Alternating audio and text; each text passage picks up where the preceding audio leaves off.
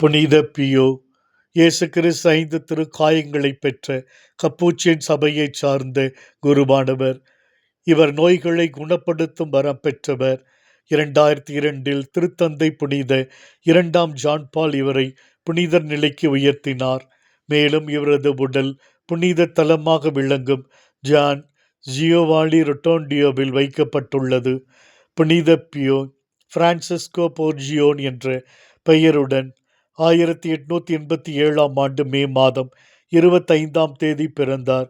கப்பூச்சியன் சபையில் இணைந்து பியோ என்ற பெயரை ஏற்றார். குருவான பின் பாத்ரே பியோ என்று அழைக்கப்படுகிறார்.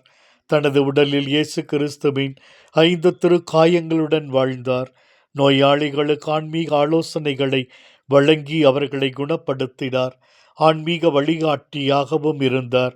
பாவ சங்கீர்த்தனம் கேட்பதில் மிக ஆர்வத்தோடு செயல்பட்டார். நீண்ட நேரம் ஜெபிப்பதில் எப்பொழுதும் இணைந்திருந்தார். இவரது வாழ்நாள் முழுவதும் விவரிக்க இயலாத உடல் துன்பங்களை அனுபவித்தார். அன்னை மரியாளின் மீது அளவற்ற பக்தி கொண்டிருந்தார்.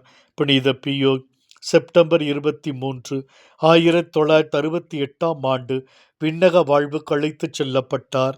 இவரது இறப்பு திருப்பலியில் சுமார் 1,00,000 பேர் பங்கேற்றனர். புனித பியோ வேண்டிக் கொள்ள